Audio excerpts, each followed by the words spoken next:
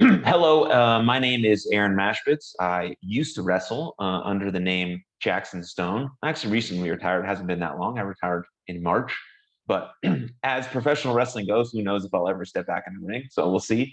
But as of now, my main focus is running and operating my mental health nonprofit, which is called You Are Loved.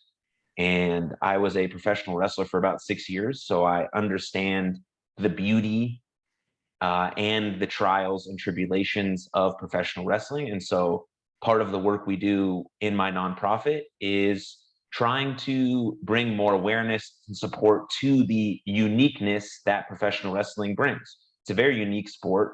It's a very unique passion, especially for those that are in the actual business of doing the wrestling. And so I have kind of created this side of my nonprofit where we have a Facebook community where I post journal prompts, reflections, worksheets, all for professional wrestlers. And then we also have monthly support groups, which are led by licensed mental health therapists. Both of those therapists are in the building, are in the chat right now, Carl being one of them, and Kyle being the other one. And so they run a monthly support group. It's 90 minutes. It's free of charge. And they will discuss with you whatever you need to be discussed. And they are also in the professional wrestling business. Kyle is an active professional wrestler getting after it. Carl is an active professional wrestling manager. So they know both sides of it. I think it was just really, really cool. And so we have that. And then we do these webinars every other month. This is the fifth installment of the webinar series, basically on how to take care of your mental health as a professional wrestler. And just to go over what we've covered so far, which are all available on YouTube. This will be available on YouTube afterwards as well. And so part one, Carl and Kyle covered anxiety, coping strategies, and crisis management. Part number two, Carl and Kyle also covered depression. And then in part three, we went over mindfulness and meditation with Jordan Goodman. And then in part four, we did social media, how it relates to your mental health with Solo Darling. And that brings us to today's webinar, part five. I titled it Process Over Outcome because our guest today, that's his slogan, his mantra. And I think that relays perfectly in what we're going to talk about today surrounding mental health and being a professional wrestler. So I'll welcome Mike Bennett. How's it going, man? You're muted. Good. I got noise now.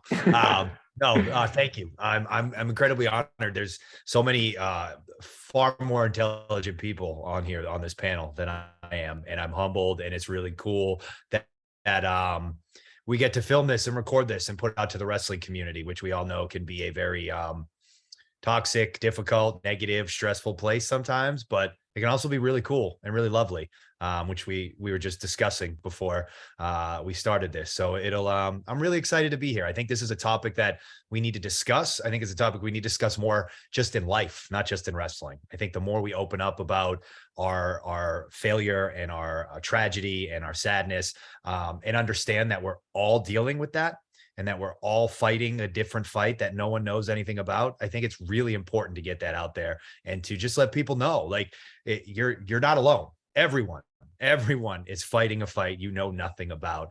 And I think little things like this, no matter if there's 2 people on here or 500 people on here or how many people watch the YouTube show, I think it's incredibly important. And I think it's important for people to realize they're not alone here. Absolutely. That's the basis of it all. And I think the place I want to start is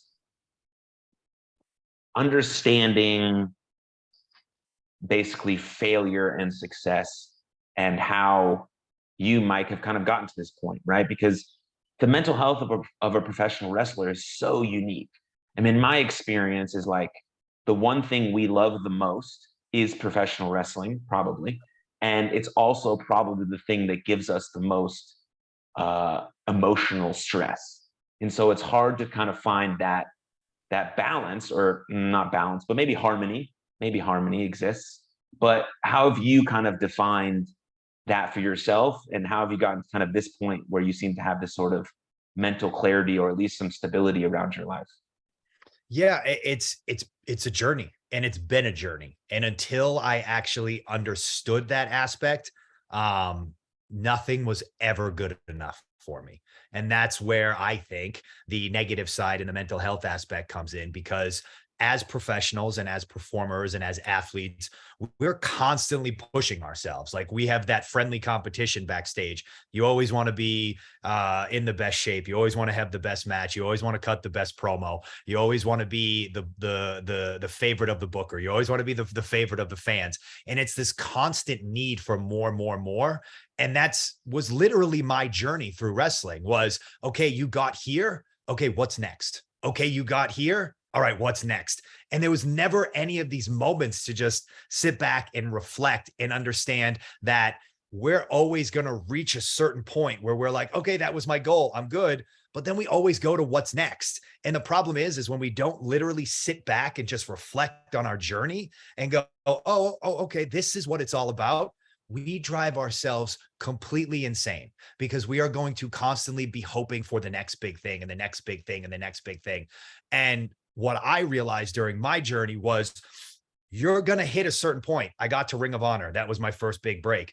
But within a week of being there in Ring of Honor, I was on to the next thing. I wanted something else. I wanted to get to WWE. And then truthfully, the biggest eye opener for me was getting to WWE, where I wanted to go my entire life, finally getting there and realizing, oh, everything's not fixed now. Everything's not perfect now. My life isn't complete now. What I realized was, oh, the things that are going to make me happy are the things along this journey, are the people along this journey, are the experiences along this journey. Because truthfully, you hit that point and then it's great. And then you get to the next day and it's a steep drop off. So long story short, what I think is truly the best is to realize that it's a process. It's a journey. You're going to succeed and you're going to fail, but you're going to fail far more often than you succeed. And each failure leads to the next step. Each failure leads to the next step. When you're at your peak, it's not going to last. When you're at your lowest, it's not going to last. It is all about just that journey. Enjoy the ride, because if you can enjoy the ride, when you hit that high moment, that fall down won't be as big. And when you hit that low moment, you know you can just pull yourself right back up. And that mentality brought me clarity. That mentality is like, okay, this didn't work out, but I know that next time it might. Or I know that if I keep moving forward, it might. Or I know that as long as I don't quit, it might. And not to bring myself down too low, or not to let myself get too high in those moments. Yeah. I think it's important to actually define kind of some of those things. Like, if we don't define what success means, then we're never quite going to reach it. Then it becomes like this distant shore rather than like a North Star, than a guiding light. And so, and I think with failure as well, like the best definition I heard of failure the other day was, it's the unwillingness to move forward. So if you think about it like that, if I have a match on Saturday and it's not very good, just didn't go well, wasn't my night, but I decided to strap my boots up the next night, Sunday, then I wasn't a failure, because I decided to keep moving forward. And so if we can reframe it like that, just like any other athlete would. If you're from Philly, the Philadelphia Phillies are playing in the World Series. Game just started right now. I'm fired up for it, right? They're going to have bad at-bats and bad swings and bad outings. Aaron Nola is pitching tonight. He gave up 5 runs in the first game, but he decided he's still going to get after it in game 4. So there's not an unwillingness to move forward. So so in my mind, the way I work with it is I'm removing that word failure from my viewpoint. Now, there's a time and place where it's a good idea to quit or to grit it out, right? I decided that wrestling wasn't for me anymore, and so I took a step back.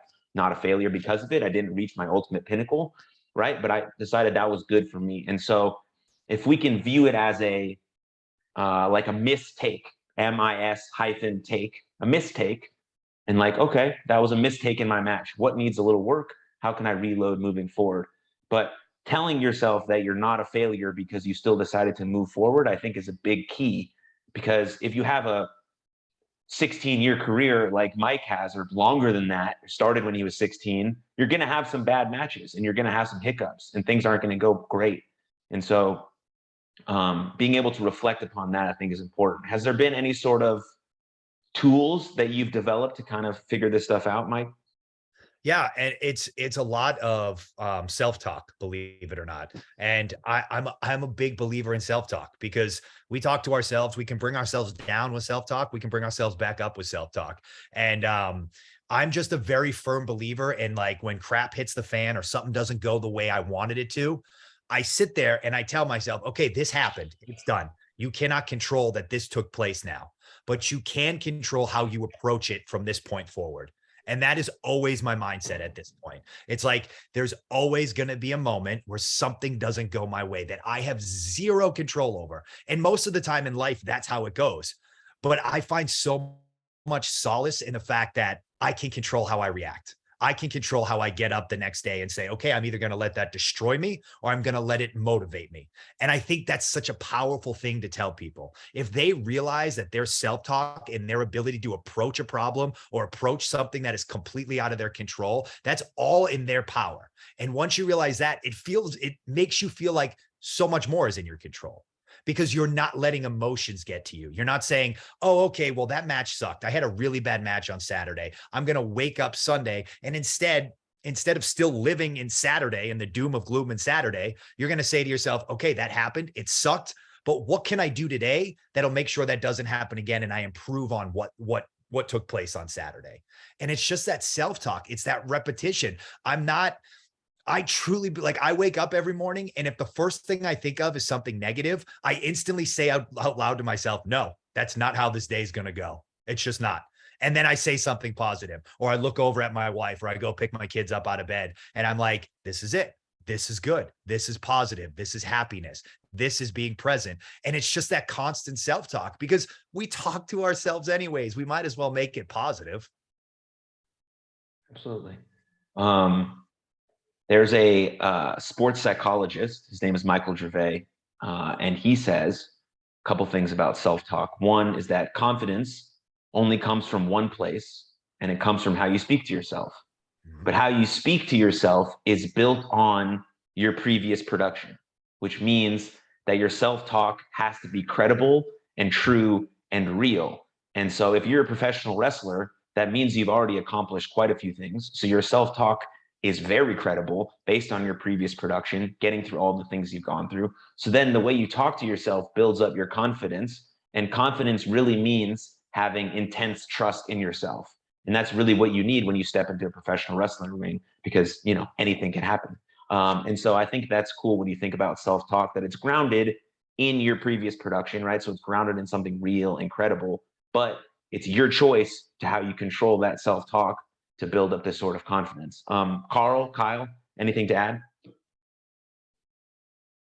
Carl? Those affirmations, right? We building them into your schedule. Like Mike said, in the morning, it's the best time to start. Looking at yourself and taking ownership of what you do, right? Because your actions are reflected in how we talk to ourselves. So if we start thinking negatively, we're going to do negative things to ourselves. So helping to recognize, okay, I'm doing this. I'm turning to junk food. I'm turning away from the people I care about. This means I need to access my support system. So, taking that temperature early on in the morning, I really like that Mike brought that up. And of course, Jackson, that's how I know you. That's how I have to talk to you. It's all good. It's that cognitive dissonance, right? Because if you're not speaking accurately to yourself, you know it. And you're going to call yourself on your BS. And then your mind is going to start to kind of fight back at itself. So if you're not ready to accept the truth and that ownership, you're going to keep kind of pushing back against yourself, and you're not going to get where you want to be. Absolutely. You have a question? Alicia, Elisa?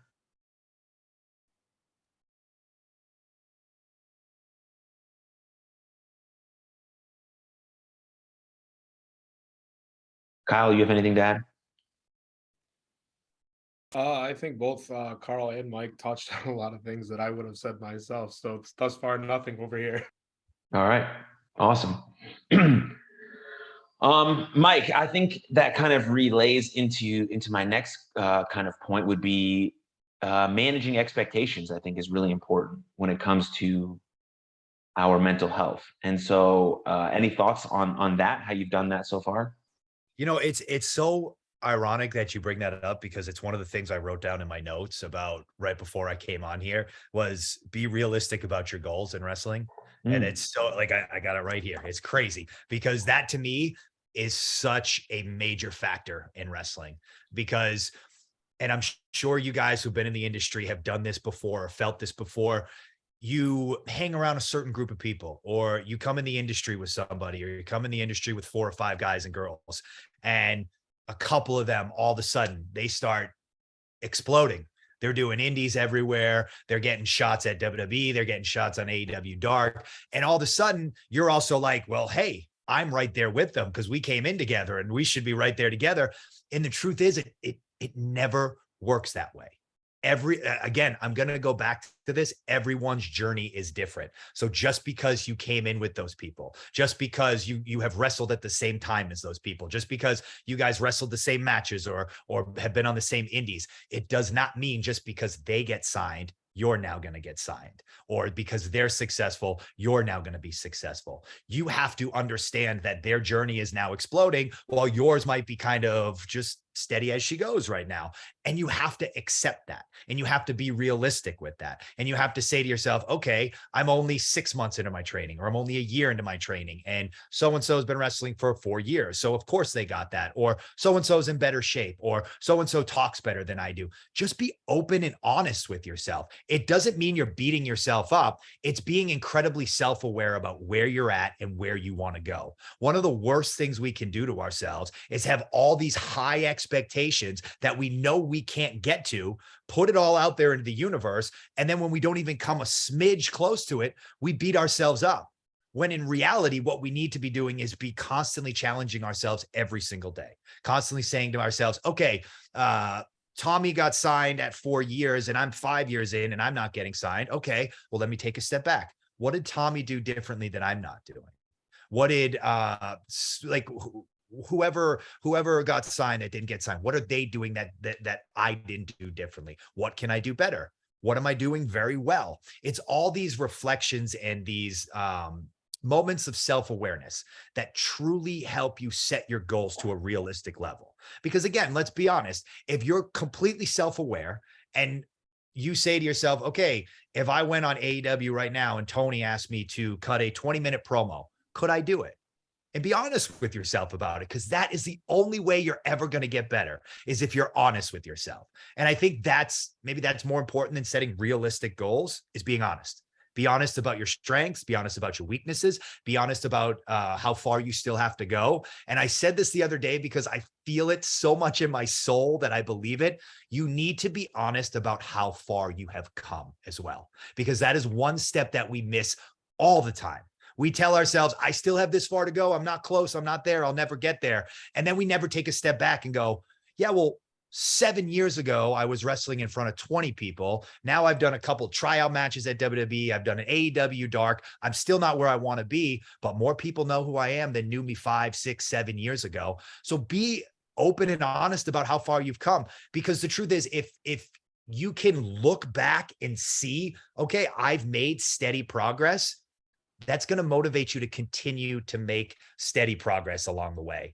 And it's just, it all stems down to being honest with yourself, honest about everything that will lead you to where you want to go. Yeah. Boils into like 3 basic steps, right? Awareness, acceptance, action. Awareness, acceptance, action. If you can think about it and simplify it down to those 3 things into whatever you're dealing with, wrestling wise or outside of wrestling wise, I think that's important. Kyle, you're in the midst, you're in the trenches right now of being an active independent professional wrestler. What's your take on all this? Well, first off, I am the Liquid Death Battle Royal Cup champion and the #1 contender for the Fest Wrestling Championship. So Hell yeah, I'm writing the shit, brother. Let's go, baby. Let's go. I mean, just in terms of, when I'm thinking about all this, and Mike, you speak so articulately about a lot of these concepts. So frankly, I'm amazed. Not to be like, No, I get it, man. I'm honored. Thank you. That's humbling. Um, you know, over a 16-year career, though, like these aren't necessarily concepts that you learn overnight or really learn how to embrace overnight. It took time, obviously, but can you really pinpoint like a specific time or instance in your career where, with professional wrestling, it's such a grind and it diverts your attention. And I think the theme that we're really touching on tonight is self-awareness. Can you really pinpoint a time where you really prioritized your mental wellness, your well-being, and integrating these concepts into your own personal grind? Was there like a specific catalyst for all of that? Yeah, man, it was truthfully, it was getting to WWE, and it was realizing that it wasn't everything I wanted it to be or everything that it was cut out to be. And it wasn't really a place I wanted to be. But what I did was I got really sick of hearing myself in my head complain and whine about what WWE was or what I thought it was going to be or how it's not living up to my expectations. And I just started saying to myself, tough luck. Like we all go through this. Everyone's dealing with this. Everyone has hit a moment where they thought it was going to be something and then it wasn't something else. And I just started taking a step back and said to myself, there's a lot that's going on now that I can't control, but what can I do that will affect me?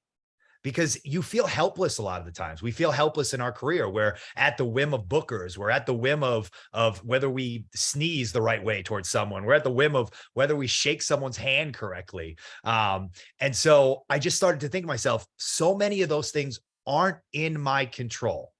But what can I do that is in my control? Because quite frankly, this whining about not getting booked or not being Vince's favorite, it was getting old to me in my head. And I wasn't happy with who I was at the moment. And so it was right around when I asked for my release at WWE that I was like, oh crap, you're really taking control of where you want to go. Because I asked for my release because I wasn't happy at home. I was making more money than I've ever made in wrestling. And I was ready to do the 5 years and retire.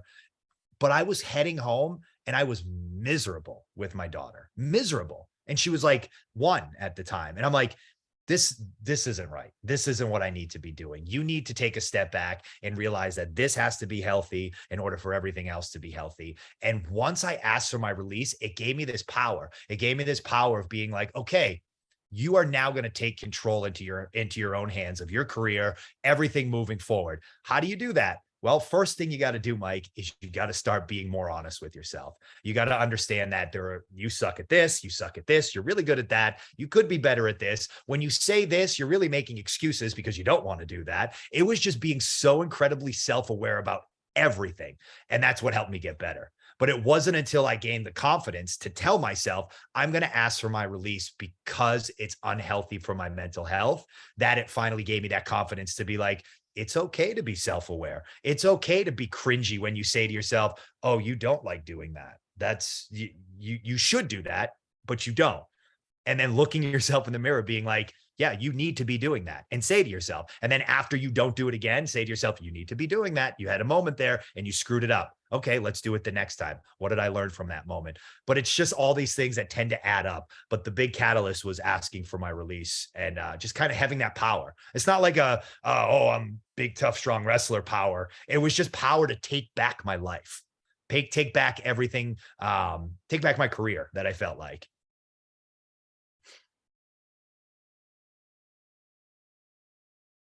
Follow-up question, like especially being in a position where you were at WWE, now you're with AEW, having been with ROH, virtually you've been with everybody, so to speak. What is the mental health support infrastructure like at the professional levels? Because I often get people who are starting training and they don't necessarily have access to those resources, and they hope they make it one day and suddenly they have access to those resources. So in short, what's it like up there in terms of like mental health support? I mean, so at WWE, I know they have stuff. I know we had meetings where we discussed, we had like anger management meetings, like where they were just like, oh, this is how you deal with frustration and stress and stuff like that. I don't know since the new regime took over, so I don't want to touch on that because I know Triple H and Stephanie are really good people and they do great things, and so I don't know. I know at AEW it's definitely a priority. It's 100% a priority. It never feels like it's something you can't talk about. There are resources that you can reach out to. There are people that you can talk to. It feels like it's starting to become less and less taboo and more just talked in the locker room. And that's the feeling I get at AEW too, is like, we can just discuss these things. We can talk to each other about it. We don't have to be big, strong, tough wrestlers and be like, oh no, I don't get moody about certain. No, you do. Why? Because we all do. We all deal with that. And it's just really nice to start to see it become open and honest. And it's like, even just these webinars like this, again, this opens up the conversation. It opens up the dialogue. And I don't care if I have to take 100 tweets from people telling me, oh, you're vulnerable. You're not a man. What the hell you do? I'll take them because truthfully, I feel bad for those people because they're projecting. And I'm like, I wish you could feel how I feel, because once you open up and be vulnerable and you understand that like we're all just in this shitstorm together, it becomes so empowering and so peaceful. And again, I ramble a lot, so I'm sorry. But the long story short, I have been really, really, really happy about the outreach at AEW and just in general, the way wrestling is trending. I think it's trending in the right direction. It sure as hell is trending better than when I started in 2001. I know that much.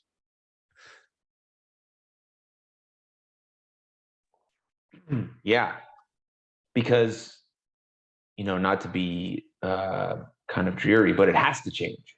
It had to change. We were losing too many people at a rapid rate, and that's not okay. That's not okay. And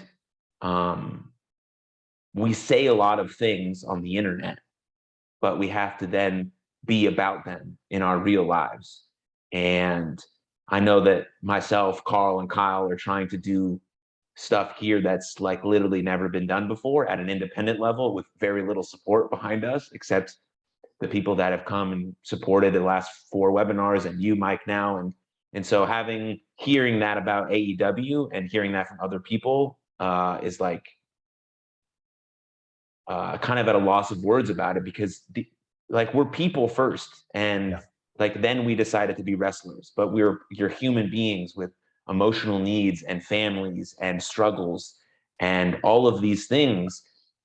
And I know that the professional wrestling business, we're seen as these larger than life characters, and there's a beauty to that too, because we're also uplifting other people. We're also creating that amazingness for other people, for them to have a less bad day than they might currently be having.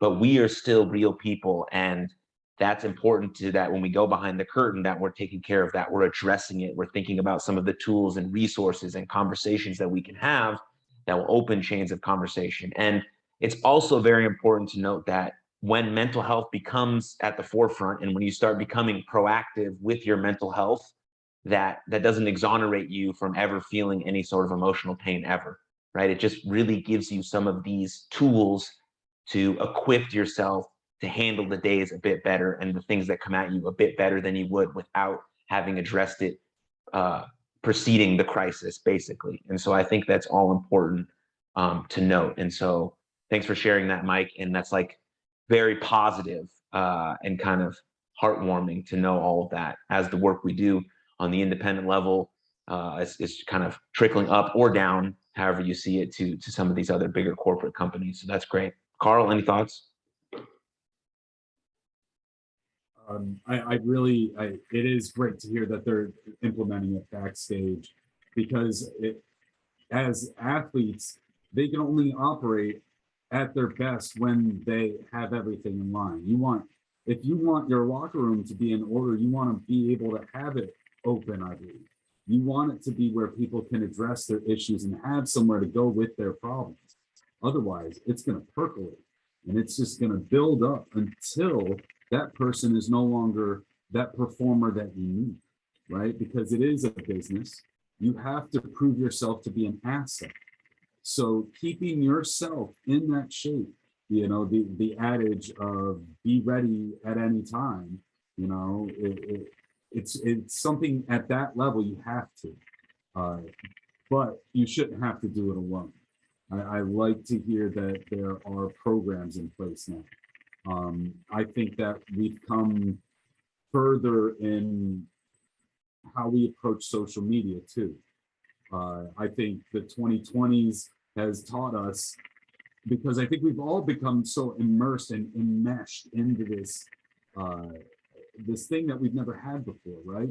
So it's so much access to show people who we are, and it's really hard to do in a limited amount of characters, right?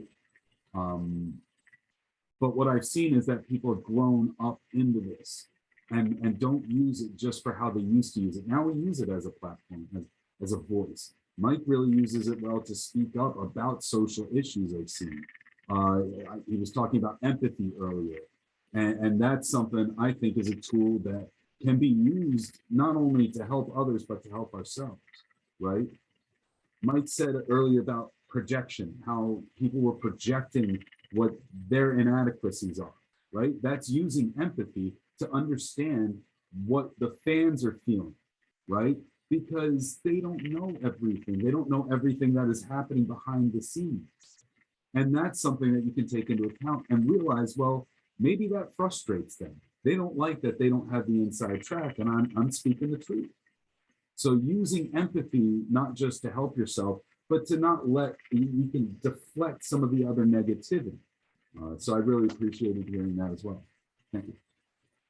I mean, if I could just chime in on that, like, to me, empathy is such a game changer because it is that understanding, and it absolutely, and I know this isn't about social media, but it absolutely does help you with social media, because your instant reaction when someone says, I've been getting ripped apart today on Twitter, and your instant reaction is, I'm going to go after them. I'm going to say something that'll show them, that'll get them.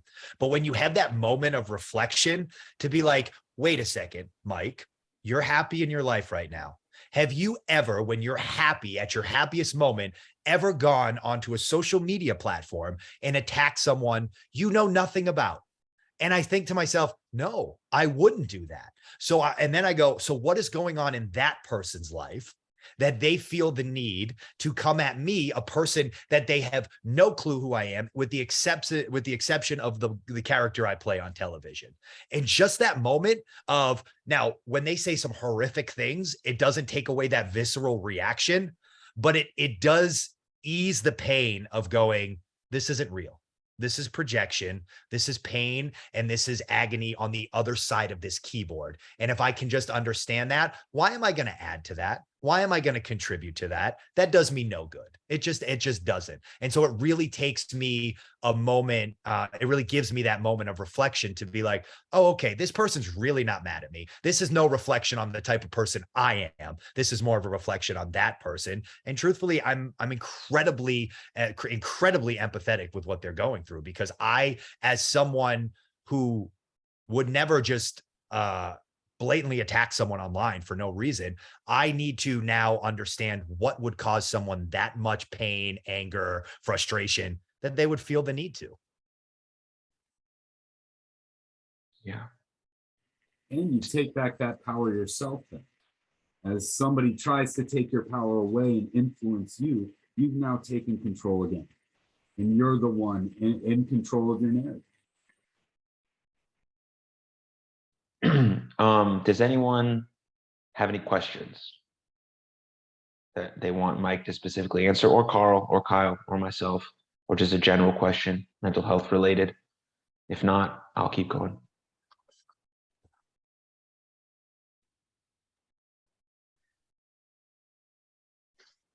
Okay, perfect. Thanks, Josh. And so I think another important part of taking care of our mental health and thinking about it specifically as a professional wrestler is looking at fear and doubt. Fear and doubt, I think, come up a lot in terms of kind of going after the things you want, or just chasing your dreams in general. I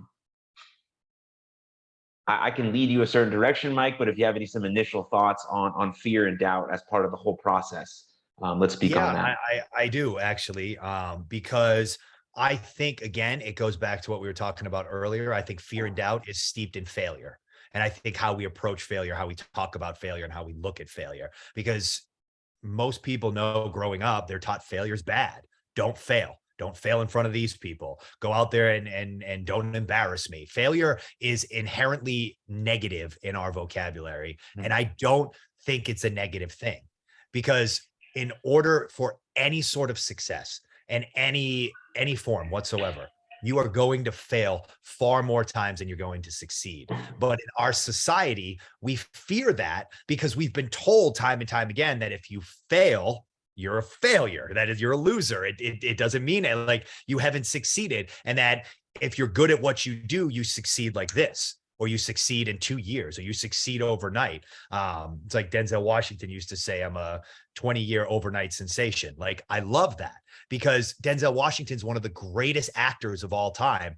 And he talks about how it's a slug. It's a failure. It's a process. You fail, you learn, you grow, you move on. You fail, you learn, you grow, you move on. And in order to hit that one success, you have to go through all that.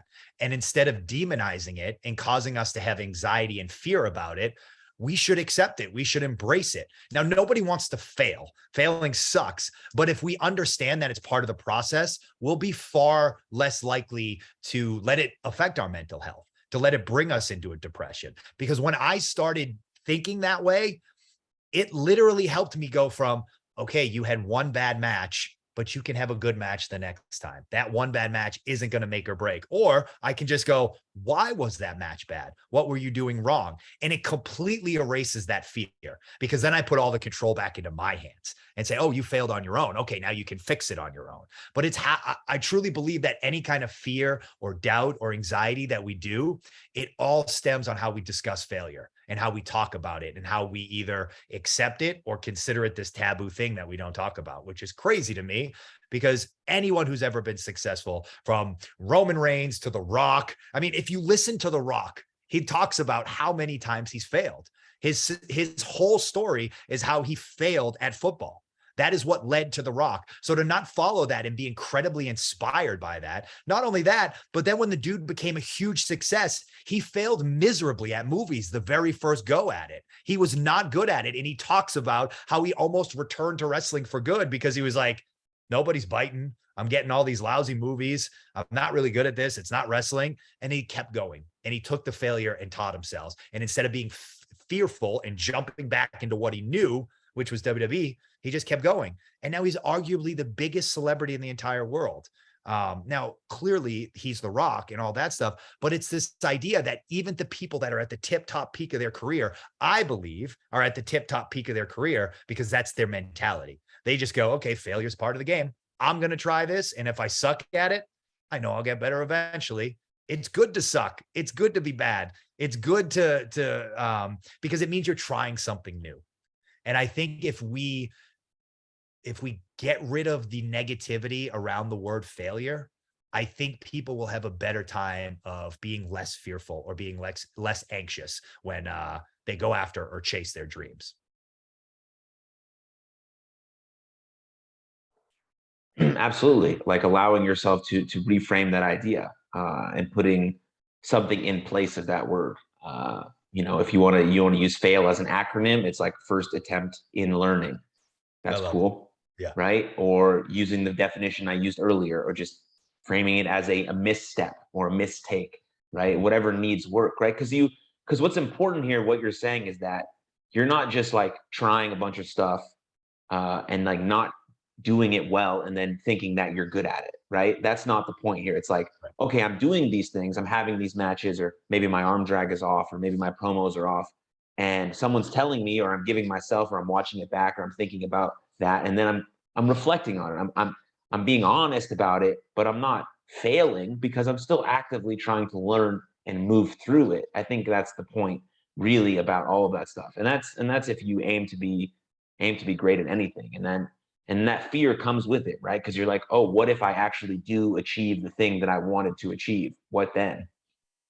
Is But it like I think it's this idea too of being okay. Like once you get that grasp of what failure is and it's part of the journey and you're going to grow from it, I think it's important that we start to put ourselves in uncomfortable situations that we can grow from them.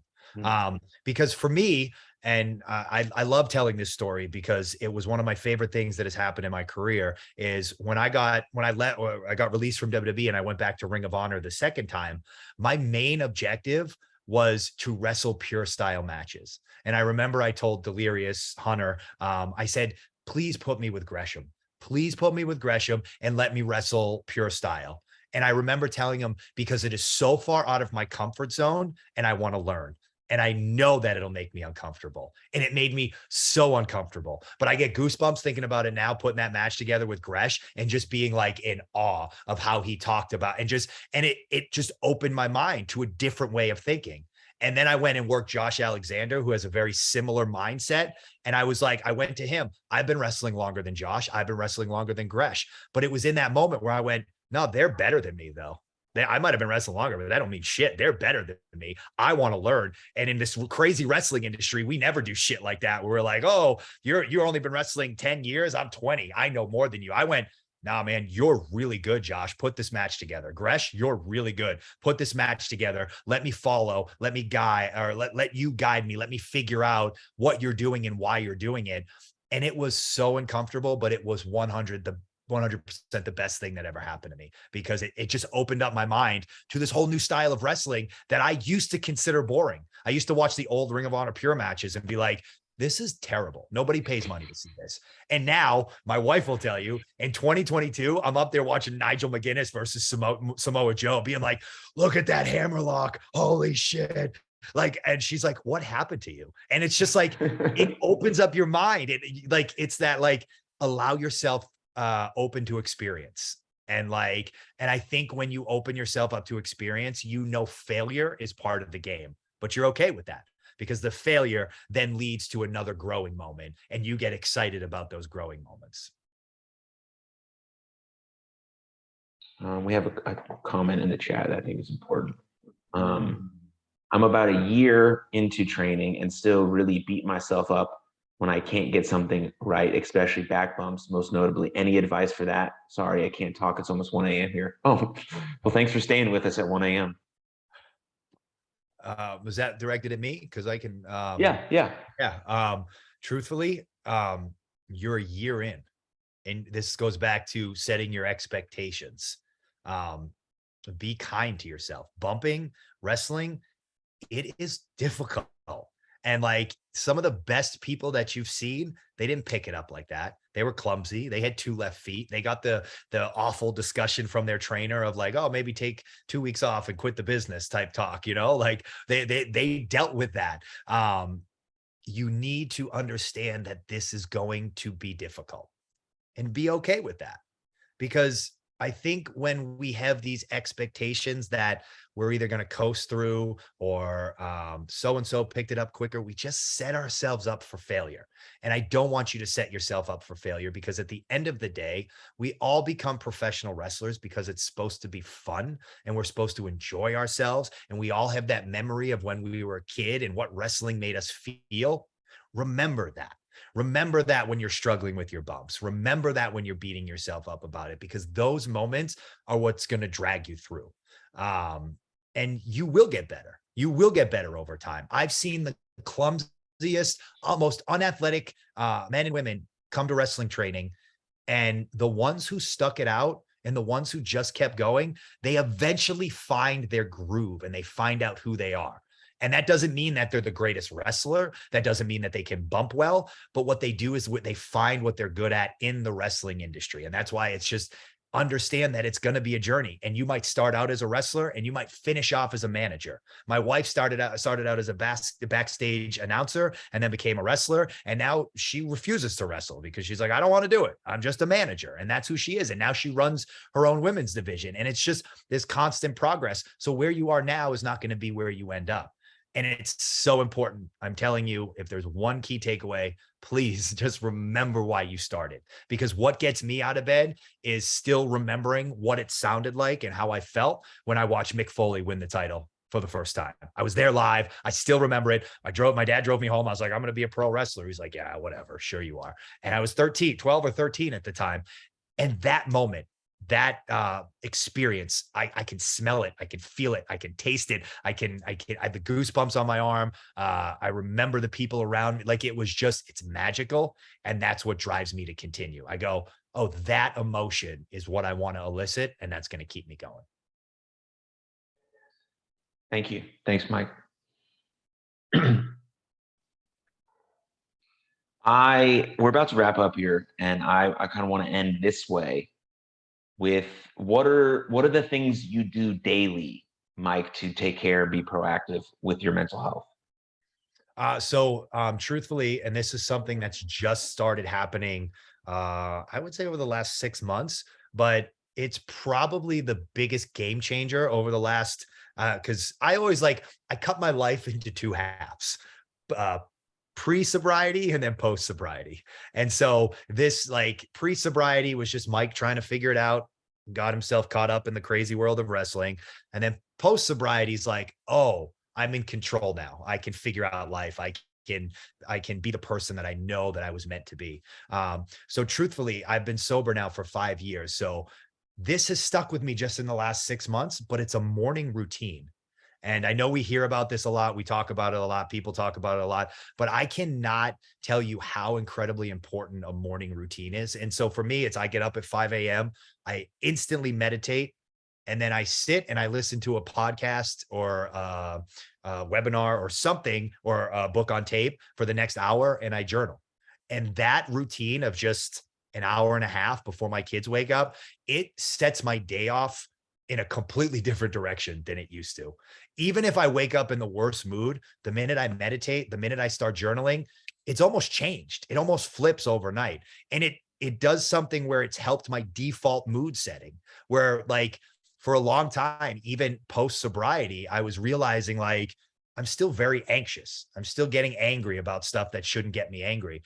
And then when I put structure and routine and meditation and journaling in my life, my default mood it switched to this weird happiness, gratitude, of just okay, today's happening and I'm good with it. And it's going to be crazy, but I'm going to appreciate the craziness. But it was that one switch of just saying every day you're going to get up at 5. You're not going to, that's another one too. You're not going to look at your phone for the first hour of the day, which I don't, with the exception of putting the podcast on that whatever I listen to, but I won't go on social media. I heard this the other day, from a guy that I follow, Jay Shetty, who I think does great work with meditation. And he said, you are literally letting other people dictate how you feel first thing in the morning, because you go onto your social media, and if people are talking shit about you or they're miserable people, you're instantly going to be miserable, or you're instantly going to feel less than, because that's the first thing you look at in the morning. So what I've started to do is just don't touch that. I'm going to meditate. I'm going to journal. I'm going to have all these positive affirmations that I'm going through the day. And then when my kids wake up and the craziness starts, I'm going to be in a better place than I would have been had I just been all right, I'm going to get up with the kids. When they wake me up, I'm going to be tired, not have my caffeine. But I'll tell you, that hour and a half, that changes everything. Amazing. Yeah, the default mode or mood is interesting. It's like you're making your prior best your new baseline, and then you're elevating your previous lows to a little bit higher, right? There's still lows, right? But they're not as low as they were before.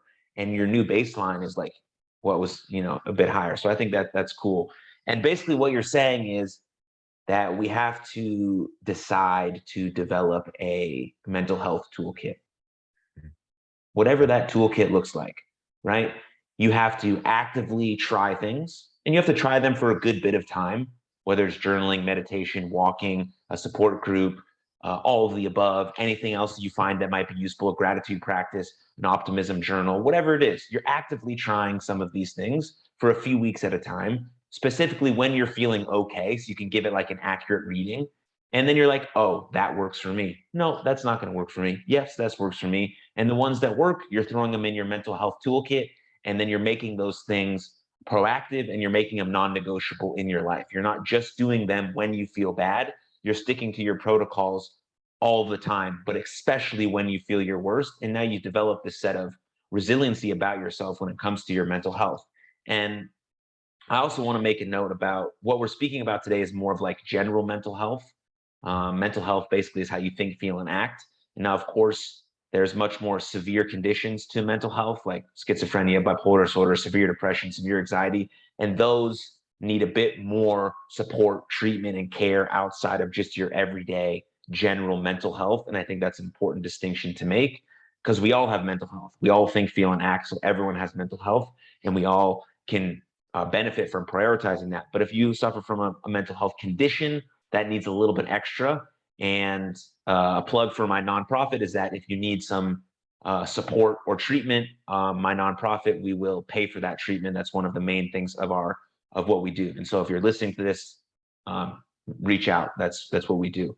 But Carl, Kyle, any last minute thoughts? Mike, last minute thoughts? No, man, I love what you touched on about have a toolkit. Because, like, I mean, we're all wrestlers, or we've been in the industry. We know that in order to be healthy, we have to stay in shape. We have to have a toolkit of exercises or nutrition or anything like that. And for some reason, again, it's that stigma around mental health, that if you need a toolkit for mental health, there's something wrong with you.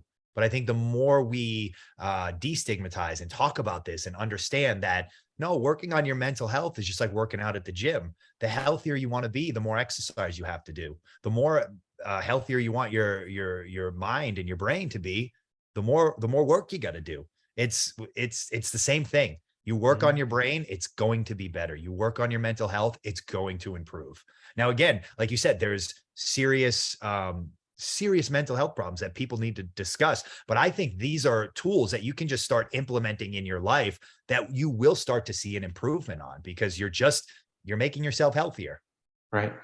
Yeah. If you look at the fundamentals of being a human being, there's 4 of them, I think. I think it's eating well, moving well, sleeping well, and thinking well. And thinking well basically is your mental health.